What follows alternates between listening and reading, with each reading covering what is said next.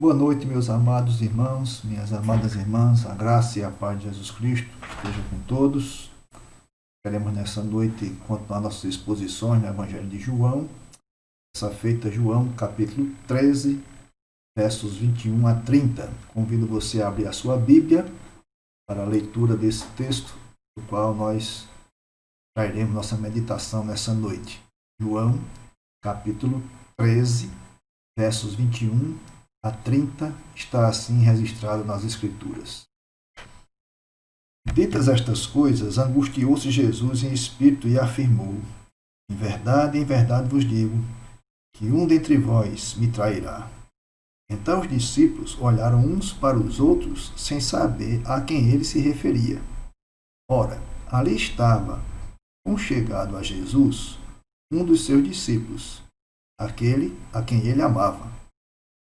A esse fez Simão Pedro sinal, dizendo-lhe: pergunta a quem ele se refere. Então, aquele discípulo, reclinando sobre o peito de Jesus, perguntou-lhe: Senhor, quem é?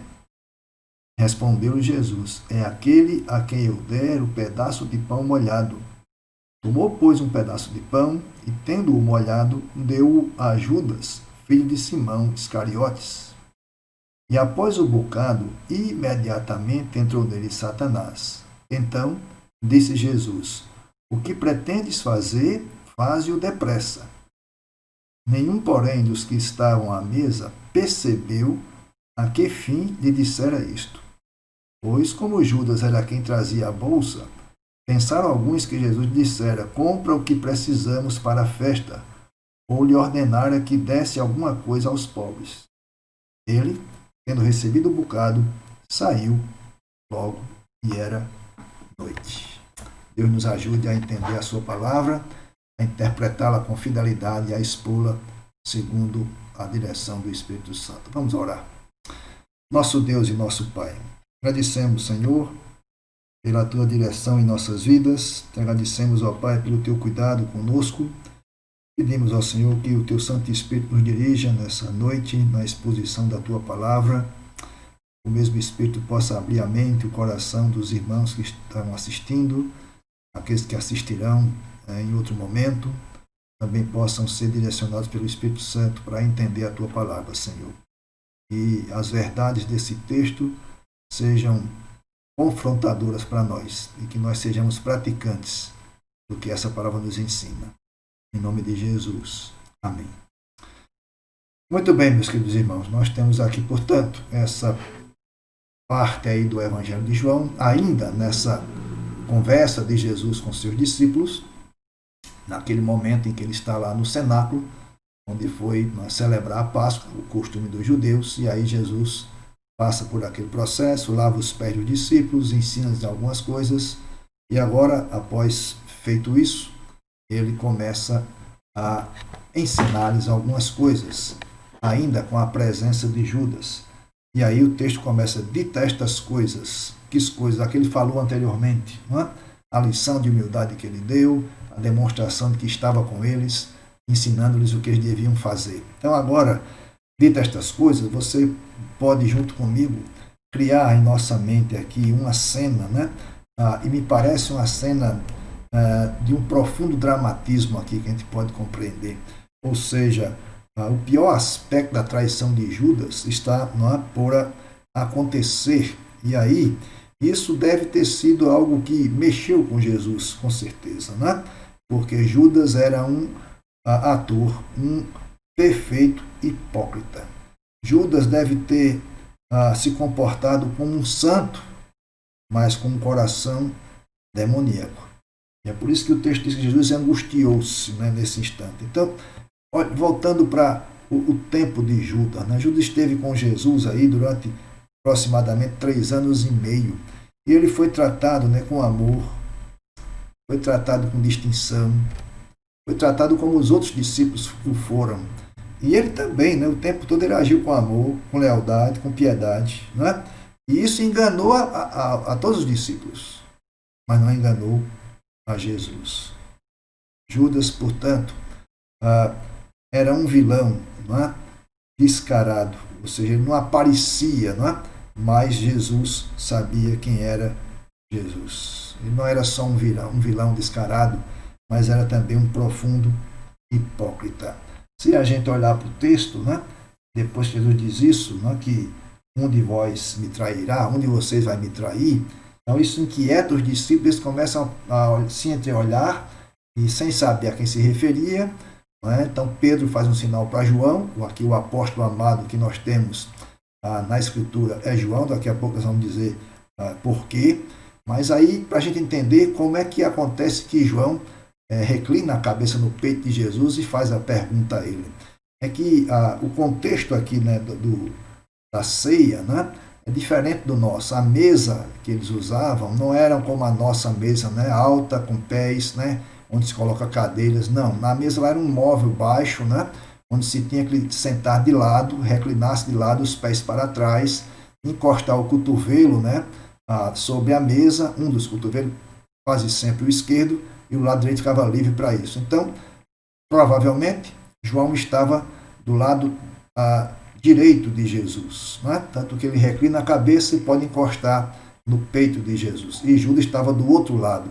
A mesa aqui, lá no cenáculo, era uma mesa em forma de U, não é? Um U. Jesus, portanto, estava no centro, embaixo do U, né? E os outros estavam às laterais desse U.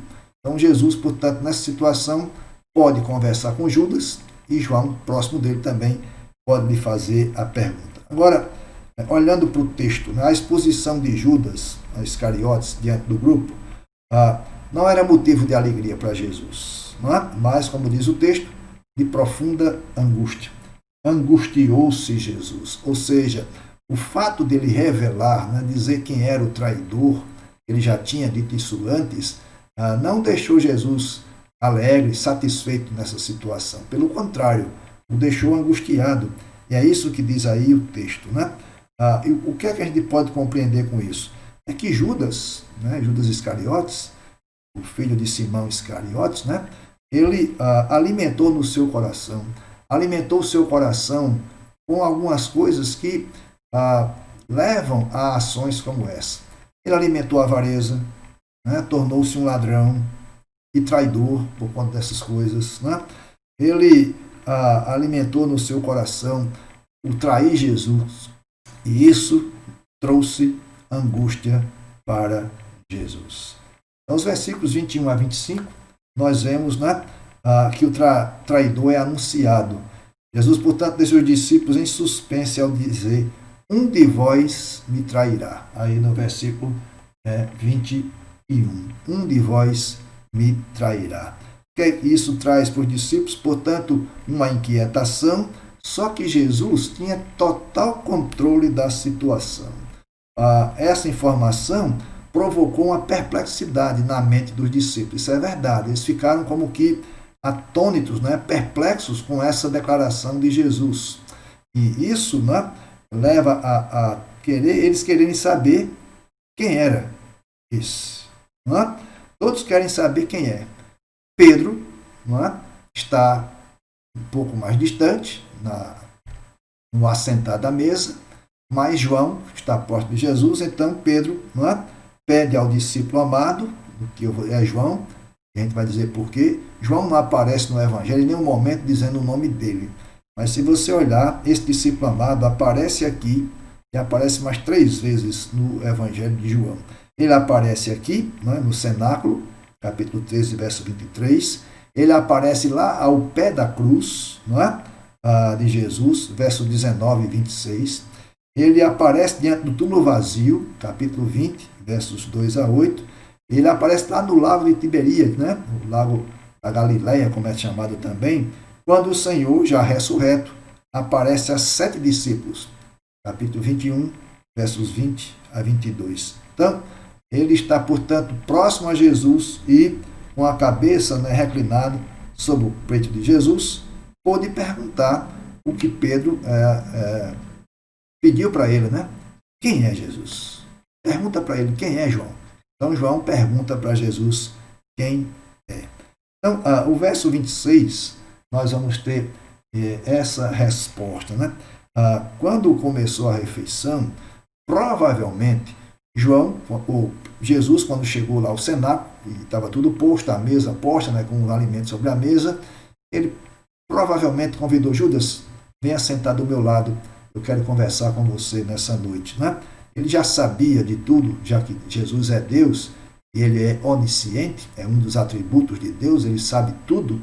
Então Jesus já sabia que Judas iria traí-lo, já sabia que seria naquela noite, tanto sabia de tudo. Então ele chama: Judas, senta aqui próximo de mim e eu quero conversar com você. Nessa noite eu quero falar com você de maneira especial. Provavelmente Jesus pode ter dito isso a Judas. Né? O mesmo fato de convidar Judas a ocupar este lugar, isso era um chamado, um convite que era feito pelo anfitrião, né, que estivesse dando o jantar. No caso de Jesus, né, era o anfitrião desse momento da Páscoa, da ceia para eles. Então Jesus o convida para ele sentar do seu lado. Agora, quando o anfitrião oferecia, né, um pedaço do pão, um bocado, como é chamado, né, da alimentação para um convidado, era um sinal, né, de uma demonstração de amizade especial. Se você lembrar do contexto lá do livro de Ruth, quando Ruth volta com Noemi, né, da terra dos Moabitas, lá de Moabe, chega lá em Judá, né, em Belém, ele vai colher a espiga no campo de Boaz, sem saber, depois sabe que é Boaz, e no momento da refeição, Boaz diz que ela pode molhar um pedaço de pão lá nas especiarias. Esse molhar aqui, havia uma tigela, né, com várias especiarias dentro, né, suco, uva, né, vinho, tâmaras, fazia-se uma espécie de um molho, né, e molhava-se o pão nesse molho, o pão ficava mais saboroso ainda. Então, esse exemplo de Boaz e Ruth é para mostrar que Boaz tratou Ruth com deferência. Mesma coisa faz Jesus aqui com Judas. O convida a sentar de lado e, portanto, também pega lá o pedaço de pão, né, e entrega para ele o pão molhado. Mas notem que a pergunta de João, né, para Jesus: Senhor, quem é? Ele respondeu com uma senha, né? Com uma senha. Ou seja, é aquele a quem eu lhe der o pedaço de pão molhado. Ele podia ter dito: é Judas, está aqui do meu lado. Esse é o traidor. É esse que esteve conosco esse tempo todo, mas ele nunca esteve conosco na verdade. Ele é o traidor desde sempre. Mas não, ele dá só uma senha. É aquele a quem eu der o pedaço de pão molhado. Né? E tendo molhado o pedaço de pão, deu a Judas, né? Judas, o filho de Simão Iscariotes, conhecido como Judas Iscariotes. Ou seja, entender que nesse instante que Jesus faz isso, não é um momento, né? Um deslize momentâneo de Jesus. Né? E também não é um deslize na vida de Judas. Jesus já conhecia o coração de Judas. Jesus sabia que ele era um diabo. Se não, vejamos, capítulo 6 de João, Evangelho de João, capítulo 6, verso 70, nós vamos encontrar isso. Replicou-lhe Jesus: não vos escolhi eu em número de 12, contudo, um de vós é diabo. Ele já sabia, Jesus, disso, né? Já sabia disso. Jesus sabia que ele era ladrão. Capítulo 12, e versículo 6, também encontramos aqui no Evangelho de João, capítulo 12, versículo 6. Isto disse ele, não porque tivesse cuidado dos pobres, mas porque era ladrão, e tendo a bolsa, tirava o que nela se lançava. É aquele episódio, né, de Maria, né, que vai ungir, Maria em Betânia vai ungir os pés de Jesus. Judas vai reclamar: se gastou tanto dinheiro com esse perfume, podia-se pegar esse dinheiro e dar aos pobres, né? Mas ele não estava pensando, ele estava pensando realmente em guardar o dinheiro na bolsa, na tesouraria, mas depois roubar esse dinheiro. Então, ele também era um ladrão. E aqui a máscara cai, não é? Judas, portanto, não tem o que fazer, e aqui ele mostra que acolheu a sugestão do diabo, não é? E Judas, portanto, nos mostra, queridos, aqui uma lição para nós. Quão longe um homem pode ir em sua profissão religiosa sem ser convertido. Quão profundamente uma pessoa pode se envolver com as coisas de Deus e ser apenas um hipócrita. Essa é a lição que nós vemos aqui nesse episódio, na vida de Judas, que não devemos seguir. Ou seja, achar que a nossa profissão de fé, não é? De ser convertido, às vezes isso pode não levar a ser realmente um convertido. Então, eu preciso prestar atenção. Judas se aparentava como um tal, mas não era. Algumas lições que eu quero olhar para a vida de Judas que nos sirva de alerta. Por exemplo, Judas nos alerta sobre o perigo de ter apenas um conhecimento intelectual, não é? Do Evangelho, mas um coração não convertido. É um perigo você achar, não é? Nós acharmos que temos o conhecimento do Evangelho, apenas um conhecimento intelectual, está aqui em nossa razão, mas não está no coração. O coração não é convertido. Isso é um perigo e Judas é um exemplo disso e nos adverte quanto a isso. Judas Iscariote também nos mostra que ser batizado ou ser membro de igreja, no nosso contexto, não é garantia de que estamos certos diante de Deus. Precisamos prestar atenção nisso. Judas estava com os 12 junto com Jesus, mas isso não o garantia como sendo um dos 12. Também Judas nos adverte sobre a necessidade de sondarmos o nosso coração. Né? Judas amou mais o dinheiro que a sua alma.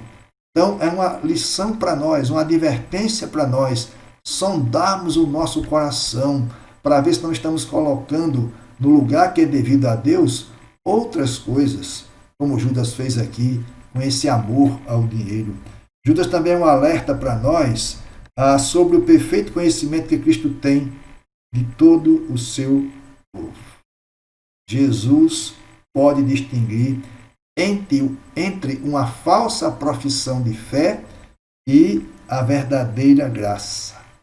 A igreja pode ser enganada, e o é. O pastor pode ser enganado por alguns, e o é. Mas Jesus não. Ele conhece, ele sonda os corações. O próprio João, né, quando escreve a revelação no Apocalipse, né, nas 7 cartas, as 7 cartas têm essa palavra, eu conheço. Jesus conhece a igreja, Jesus anda no meio da igreja, Jesus conhece a cada um que está na igreja, ele sabe quem são os verdadeiros crentes, ele sabe quem são os hipócritas. Então tenhamos cuidado com isso, para não acharmos que estamos enganando as pessoas, a igreja, e às vezes até a nós mesmos, mas não enganamos a Jesus. Essas são as lições que Judas nos coloca como advertência para o nosso caminhar cristão. Outra coisa, logo depois, o versículo 27, nos mostra que o traidor é endemoniado. Isso é o versículo 27. E após o bocado, após receber o pedaço de pão molhado, né, imediatamente entrou nele Satanás. Ou seja, Satanás estava por detrás de todas as ações de Judas. Todas as ações estavam por trás, né? Até aqui, desde lá o capítulo 13, 2, agora ele entra nele, toma posse dele e passa a governar suas ações até levá-lo ao suicídio. Esse que é um método, né, que o diabo, Satanás, usa costumeiramente para com aqueles que não resistem a ele. Ele vai trazendo a tentação, oferece as coisas boas, oferece aquilo que parece ser atrativo e correto, e depois toma posse total da pessoa. O caso aqui de Judas tomou conta da sua alma de traidor, totalmente. Então, vejam que depois desse momento em que ele pega o pedaço de pão, Satanás toma conta dele, aí ele recebe um desafio de Jesus. Versículos 27, a parte B, até o 29, veja o que diz. Então disse Jesus, o que pretende fazer, faze-o depressa. Nenhum, porém, dos que estavam à mesa percebeu a que fim lhe dissera isto. Pois, como Judas era quem trazia a bolsa, pensaram alguns que Jesus lhe dissera, compre o que precisamos para a festa, ou lhe ordenara que desse alguma coisa aos pobres. Ou seja, Jesus, portanto, despede Judas e ao mesmo tempo revela que ele, Jesus, o Senhor, é Senhor de todos, era plenamente Senhor da situação. Agora observe, queridos, quando Judas sai, não é, daquele recinto, sai para fazer o que já estava premeditado, sai para fazer aquilo que já estava acertado, não é, ou pré-agendado lá com os inimigos de Jesus. O que é que acontece? Naquele momento, não é, escolhido, não é, por João ou por Judas, não foi Judas que escolheu. Não foi o Sinédrio que escolheu aquele momento. Não foi Judas que escolheu aquele momento. Não é? Quem escolheu o momento foi Jesus. Foi Deus, né, que tinha planejado tudo conforme aconteceu. Entendeu o seguinte, que Judas teria que trabalhar depressa. Não é? Trabalhar depressa. Jesus ia para a cruz, mas Judas precisava trabalhar, não dava mais para adiar a intenção que estava no seu coração. A hora de Jesus havia chegado. E essa hora que havia chegado, é interessante perceber que ele havia declarado isso algumas vezes anteriores. Ainda não é chegada a minha hora. Várias vezes disse isso, várias vezes no seu ministério. Né? No início do ministério disse à mãe dele, né? Quando já chegou para dizer que não tinha mais isso, não é chegada a minha hora. Quando foi algumas vezes tentado pegar Jesus no templo, não é chegada a hora. Então, várias vezes ele colocou isso, ainda não é chegada a minha hora. Agora sim, chegou a hora de que Jesus vai ser entregue para morrer na cruz. É o momento que antecede a crucificação, é o momento que antecede a dor, né? É o momento que antecede todo o problema que João escreve aqui para nós. Observe que a hora dele havia chegado e ele declara abertamente: em verdade vos digo, que um dentre vós me trairá. Ao mesmo tempo, ele se dirige a Judas e diz: o que está para fazer, faça depressa. Ou seja, chegou a hora, Judas, pode fazer, porque conforme está determinado pelo Pai, chegou a hora de acontecer o que tem de acontecer. Então, Judas, portanto, entende isso. Né? Agora observe o versículo 30, como João, né, conclui essa parte aí do seu evangelho. Versículo 30. E, tendo recebido o bocado, ou seja, pegado lá o pedaço de pão molhado, saiu logo, e era noite. É impressionante como João acrescenta esse "e era noite". Não é? Já sabíamos que era noite, porque era o momento lá da ceia, né? Em que ele estava lá naquele cenáculo para celebrar a Páscoa. Já sabíamos que era noite, mas João faz questão de acrescentar "e era noite", e tem um propósito para isso. Né? Ele saiu imediatamente e era noite. Era noite lá fora, né? Em noite escura, mas era noite escura, né? Em seu coração. O coração de Judas era um coração trevoso, né, como era a noite de trevas. Ou seja, a traição que estava no coração de Judas levou a uma noite escura eterna. A escuridão sem fim na vida de Judas. Então, quando João coloca isso aqui, "e era noite", e você vai lembrar que João, né, em seu evangelho, usa muito esse contraste, né, entre luz e trevas. Ou seja, para mostrar como Jesus, diferentemente, né, na vida de Judas, ou do diabo fez na vida de Judas, Jesus, pelo contrário, ilumina, não é?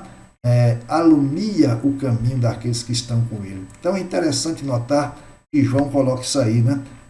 Judas, portanto, saiu e era noite, noite escura lá fora, noite escura no seu coração, coração cheio de trevas, né, que o levou a agir nessa ação de traição a Jesus. O que é que nós constatamos aqui, olhando para esse texto? É que a extrema dureza do coração que existia no coração de Judas. Como nós dissemos, Judas conviveu com Jesus aproximadamente 3 anos e meio, não é? E viu Jesus operar milagres, viu Jesus expulsar demônios, viu Jesus em debates com os fariseus e saduceus, viu Jesus ressuscitar mortos, não é? Esteve próximo de Jesus nas conversas, né, mais forte de Jesus com os discípulos. O sermão do monte, ele estava presente, provavelmente. Fez o que tinha que se fazer, não é? Provavelmente também saiu naquele que Jesus mandou de 2 em 2 para falar do nome de Jesus, anunciar o Evangelho. Então Judas participou de todos os momentos, mas o seu coração era um coração duro, não é? Um coração de extrema dureza. E isso, portanto, o fez Judas caminhar por onde caminhou. A consciência de Judas era como uma consciência cauterizada, morta, não é? Insensível. Judas, portanto, se levantou e retirou-se, como diz o texto, para consumar a sua obra mal, a sua obra maligna, né, que estava em seu coração.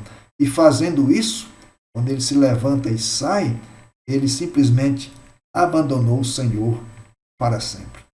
O restante da história de Judas, os irmãos sabem muito bem. Ele saiu, né, foi lá, entregou Jesus, recebeu o dinheiro que tinha, depois se arrependeu disso, voltou para devolver, não precisamos desse dinheiro, agora é com você, não é? Ele se suicida, né? E o dinheiro é comprado lá para uma sepultura, né? Para Judas. Então, é isso que acontece com aqueles que mantêm o coração endurecido, né? A mente cauterizada, uma mente que morta, né? A consciência insensível para as palavras e para o chamado de Jesus. Algumas aplicações para a gente concluir a nossa exposição nessa noite. Primeira coisa, queridos, que eu quero chamar a sua atenção como aplicação: nós podemos enganar os homens com a nossa atitude exterior, mas não podemos ocultar nada aos olhos de Jesus Cristo. Nada nós conseguimos ocultar aos olhos de Jesus. Nós podemos ocultar e enganar os homens. As pessoas ao nosso redor podem ser enganadas, né, com a nossa atitude exterior, mas Jesus sonda e conhece os nossos corações. Segundo, há algo trágico aqui, e Jesus chama uma e outra vez a Judas, não é? O coração escuro de Judas, mas esse coração não se comoveu. O que é que nós enxergamos isso como aplicação para nós? Peçamos a Deus, roguemos a Deus, que Ele não permita que nós permaneçamos indiferentes ao seu chamado de amor. Pelo contrário, ao ouvirmos a sua doce voz nos chamando, nós a atendamos com diligência. Terceiro, nós podemos perder todos os sentimentos de vergonha, temor, quando possuímos um coração endurecido. Vou repetir. Nós podemos perder todos os sentimentos de vergonha e de temor quando nosso coração é endurecido, é entenebrecido. Então, vigiemos para que não tenhamos esse coração endurecido, para não perdermos, né, a nossa questão de sentimento de vergonha. Uma quarta aplicação: vigiemos com intenso zelo os nossos corações e tenhamos cuidado para que não cedamos às primeiras tentações do pecado. Então, tenhamos cuidado disso, para não termos esse problema em nossas vidas de achar que estamos bem demais. Então, sondemos os nossos corações, peçamos ao Senhor que nos dê zelo no nosso coração para que nós não cedamos às tentações do pecado. Sabem por quê, queridos? O nosso inimigo, Satanás, ele sabe fazer as coisas. E ele pega as coisas bonitas e as torce e deforma, não é? Até que se convertam em coisas ruins. Por exemplo, ele pode tomar o amor e converter em luxúria. Ele pode tomar a santidade e converter em orgulho.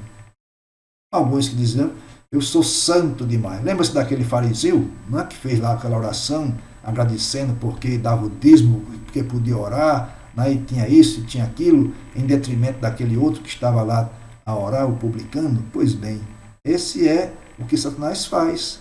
Pega essa suposta santidade, ou vida de santificação, e transforma em orgulho. Deixou de ser vida de santidade, né? Orgulho não combina com a vida santa. Portanto, tenhamos cuidado, é isso que ele faz conosco. Essa coisa boa, né? Que é a vida de santidade, ele pode transformar em orgulho. Também ele pode tomar a disciplina e convertê-la numa crueldade, né? Aquele que gosta de disciplinar só por disciplinar. Não é isso que a Bíblia nos ensina em disciplina, tanto de filhos como disciplina eclesiástica. Ele pode tomar o afeto, convertê-lo em uma complacência, né? Aquela questão que é só superficial. Então, temos cuidado com essas coisas, né? Temos cuidado para não sermos semelhantes a Judas, né? Conviver com as coisas do reino, mas estarmos distantes de Jesus. Finalmente, se nos entregarmos a Cristo, nós vamos caminhar na luz. Se lhe dermos as costas, vamos sair para as trevas. Diante de nós aparece o caminho do amor e o das trevas. Que Deus nos dê sabedoria para fazer a escolha correta, escolher o caminho com Jesus, que é a luz do mundo. E que Ele, pois, nos ilumine a andarmos em conformidade com a sua palavra, hoje e sempre. Amém. Deus nos abençoe. Eu quero orar com você nesse instante. Deus nosso Pai, obrigado pela tua palavra, Senhor, palavra tão linda, tão profunda, palavra que podemos ler e expô-la com fidelidade, Senhor. Nos ajuda a não agirmos como Judas, ó Senhor, com hipocrisia. Pelo contrário, Senhor, que nós possamos agir dia a dia com retidão, com coração contrito, com submissão à tua vontade, Senhor. Que tu nos dê a luz de Jesus em nossas vidas, para que caminhemos com a vida iluminada, Senhor. Vinda de ti essa luz. Nós te pedimos isso no nome precioso de Jesus, o nosso Senhor e Salvador. Amém. Deus abençoe a todos.